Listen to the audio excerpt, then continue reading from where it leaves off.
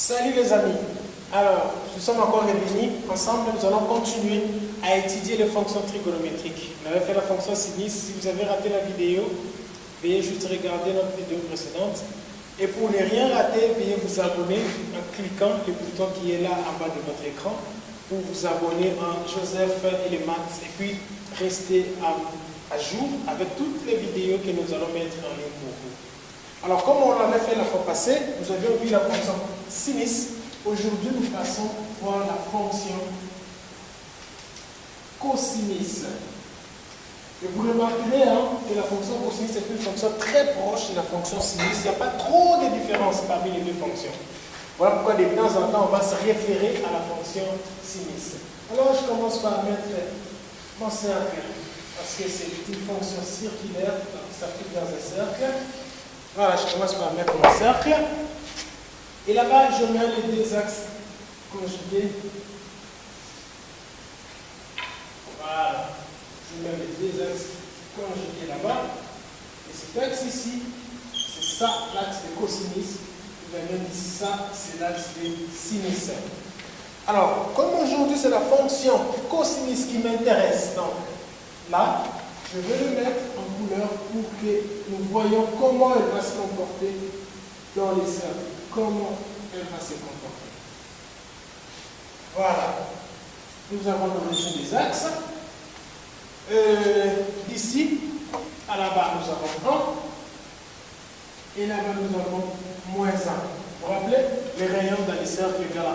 Et nous avons cela. Alors, c'est quoi une fonction trigonométrique, une fonction cosinus? En fait, dans R, une relation de R dans R, on définit la fonction cosinus telle que x tend vers y égale à cosinus x. Nous parlons de cette fonction lorsque notre inconnu là, x, notre variable x, est donnée en fonction du nombre cosinus qui est là. Alors cette fonction y égale cosinus x, qui est une fonction pour cosinus, a sa façon de se comporter. Alors pour étudier cela, nous avons besoin de quelques éléments qui vont nous aider à comprendre comment ça fonctionne. D'abord, la période, son domaine de définition et également l'ensemble des images de la fonction cosinus. Les trois éléments ci-dessous vont nous permettre de comprendre les comportements de la fonction cosinus. Commençons par la période. Vous remarquez que la fonction cosinus est là. Ce qui fait que n'importe quel angle pris dans les cercles trigonométriques peut être projeté et on trouvera son cosinus. Un angle qui est là-bas, alpha, si je projette ici, je trouverai sa valeur de cosinus. Un angle qui est ici, bêta par exemple, je vais le projeter et lire son cosinus. Un angle qui est ici, epsilon par exemple, je vais le projeter et trouver son cosinus. Ce qui fait que si tous les cercles trigonométriques, je vais lire mon cosinus. Et on se rappelle qu'ici nous avons 0, là nous avons pi demi, ici nous avons pi, là nous avons 3 pi demi, et ici nous avons demi. Alors, comme c'est l'ensemble du cercle trigonométrique, nous pouvons lire la valeur de la fonction cosinus, nous en déduisons que la période de la fonction est demi. Parce que c'est un mobile qui parcourt le cercle trigonométrique, reprend sa position initiale après avoir fait tous les cercles. Alors, nous en déduisons que la période de la fonction est dpi. Voilà, nous avons trouvé la période. Après une période de dpi, la fonction reprend sa position initiale et son comportement reprend encore comme avant. Les domaines de définition. Alors, les domaines de définition, comme on l'a dit précédemment dans la fonction sinus, c'est l'ensemble des éléments de l'ensemble d'arrivée. Quand on a des éléments, des ensembles là-bas, A et B, et là-bas, voilà, des éléments qui partent là-bas, nous avons des éléments ici. Alors l'ensemble des éléments qui ont une image dans l'ensemble, c'est ce qui forme l'ensemble de définition, les domaines de définition. Alors ici, nous nous rendons compte que dans R, tout élément de R qui représente un angle peut avoir son cosinus. C'est que les cosinus de 100 degrés existent, on peut lire ça. Les cosinus de 1000 degrés existent, on peut trouver. Les cosinus de 450 degrés existent. Les cosinus de 1000 degrés existent. Ça nous pousse à tirer quelle conclusion? que tout réel appartient dans le domaine de définition de la fonction cosinus. Donc, le domaine de définition de la fonction cosinus est l'ensemble R. Tout réel pris son angle par un angle, nous pouvons dire le cosinus. Le domaine, c'est l'ensemble R. Images, voilà, maintenant les images qui sont là-bas, si on reprend dans les cercles, qu'est-ce que vous remarquez? Toutes les valeurs se retrouvent entre moins 1 et 1. Il n'y a aucun angle dont le cosinus est supérieur à 1 ou inférieur à moins 1. Ce qui fait que l'ensemble des images est là, c'est un intervalle fermé de moins 1 à 1. Voilà les informations qui nous aident. Nous avons la période, le domaine de définition de la fonction cosinus et l'image ou l'ensemble des images de la fonction cosinus. À partir d'ici, nous pouvons rapidement tracer les tableaux pour voir la variation, comment la variation se passe. Ces petits tableaux-là vont nous aider rapidement. Voilà. Ici, je peux me diviser en deux pour mettre les angles. 0 ici, ça c'est 0 degré, là. Et ici, à 90 degrés, nous avons pi demi.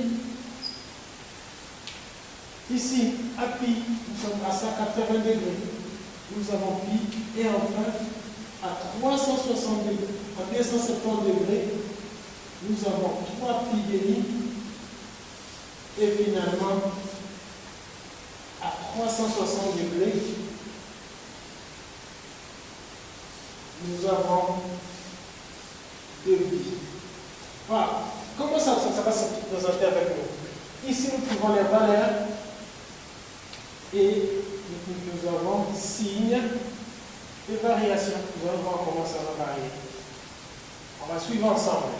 Alors, si l'axe de cosinus, on ne peut pas lire un sinus. Inversement, si l'axe de sinus, on ne peut pas lire un cosinus. Donc, à 0, nous sommes sur l'axe de cosinus. Cosinus de 0 égale 1, qui est là, sa valeur est là-bas. Cosinus de 0 égale 1, sa valeur est là. Cosinus de 90 degrés, nous sommes sur l'axe de sinus, il n'y a pas de cosinus, ça nous donne 0. Cosinus de pi ou de 180 degrés, c'est moins 1. Cosinus de 3 pi demi ou de 270 degrés, 0, parce que nous sommes sur l'axe de sinus. Et en dépit, le mobile retrouve sa position initiale, nous rentrons à 1.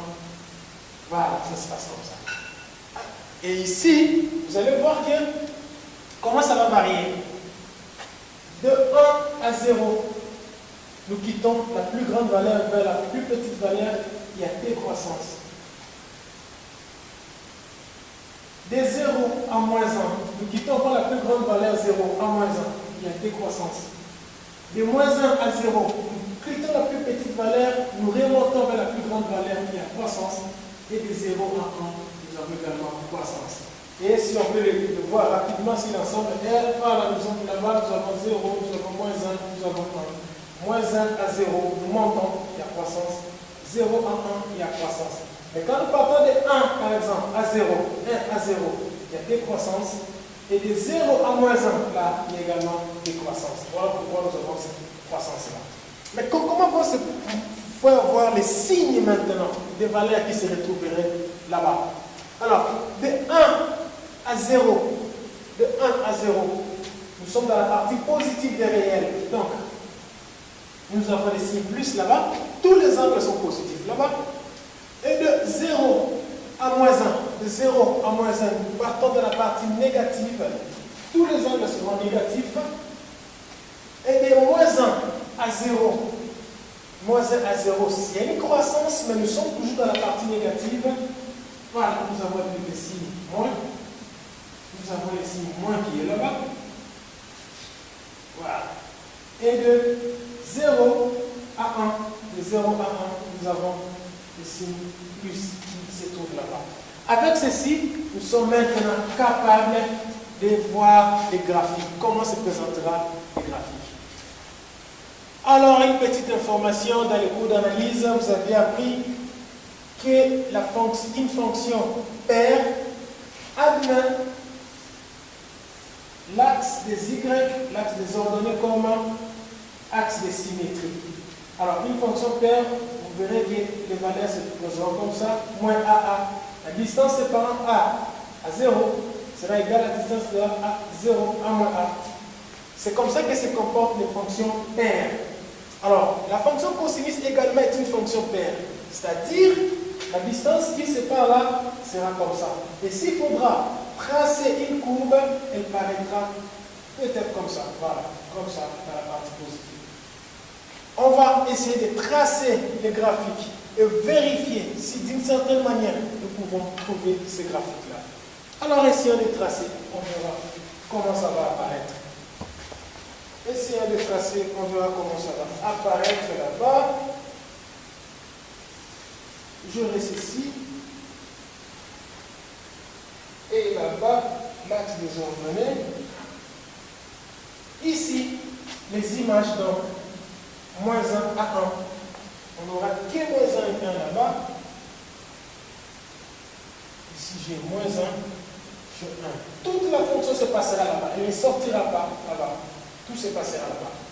Alors, ici, nous avons 0. Après, nous avons pi demi. Pi demi. Ici, j'aurai pi. Là-bas, j'aurai 3 pi demi. Et si j'avance un peu, j'aurai des pi. Alors, ça, c'est une période. De 0 à 2 pi, c'est une période. Mais je peux trouver également une autre période qui soit négative. À partir de là, je peux avoir pi demi de la partie négative, j'ajoute moins. Et à partir de là, je peux avoir pi et j'ajoute moins. À partir de là, je peux avoir 3 pi demi, j'ajoute moins. Et enfin, quelque part là-bas, je peux avoir 2 pi et j'ajoute moins. Alors, à 0 degré, cosinus égale combien? Égale à 1. Je mets un petit trait rouge là. À 1.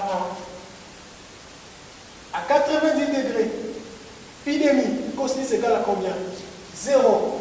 Donc, 0, cosinus est là. À pi, sinus égale combien? Moins 1. Voilà, à pi, c'est égal à moins 1. Je suis ici en bas. Et à 3 pi demi, cosinus égale combien? 0. Je reviens ici. Et à 2 pi, 1, je reviens là-bas. À 1. Alors, si j'essaie de les relier, j'aurai ici. J'aurai ça. Voilà. Voilà comment le graphique ou la courbe va se présenter. Approximativement, parce que je n'ai pas trop bien utilisé les mesures, mais chez vous, si vous essayez, vous trouverez de bonnes mesures. Et là-bas, à moins pi demi positif, moins pi demi, je suis ici, 0.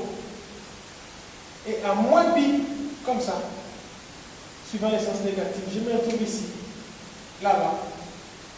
Moins pi, c'est combien? Moins 1. Moins 1, je descends. Voilà, je mets le rouge là-bas. Et à moins 3 pi demi, c'est que je fais ça. Moins 3 pi demi, je rentre à 0, je suis ici. Et à 2 pi, je rentre en 1, je suis là-bas. Alors, je peux relier, je trouverai quoi? Voilà ce que je vais trouver. Qu'est-ce que vous remarquez? Évidemment, que nous avons compris que la fonction cosinus est une fonction paire. Voilà comment ça se présente. Il y a une symétrie par rapport à l'axe des ordonnées. La partie là égale à la partie là. Et la distance ici est égale à la distance là-bas. Vous allez voir qu'il y a une symétrie qui évolue. Alors, si vous comparez la fonction sinus à la fonction cosinus, vous verrez que cette courbe cosinusoïdale ressemble beaucoup à la courbe sinusoïdale que nous avions faite. Sauf que c'est un peu décalé. Car la courbe sinusoïdale était passée ici à l'origine des axes. Mais voilà, la courbe cosinusoïdale ne passe pas là-bas. Plutôt, ça admet simplement l'axe des ordonnées comme l'axe des symétries. Voilà, vous avez vraiment des fonctions cosinus qui est là. Vous pouvez les utiliser autant que vous voulez. Et voilà, des exercices, vous en faites autant et voilà, maîtrisez la fonction. Une fois de plus, vous pouvez vous abonner parce que après il y aura les fonctions tangentes, cotangentes qui vont venir.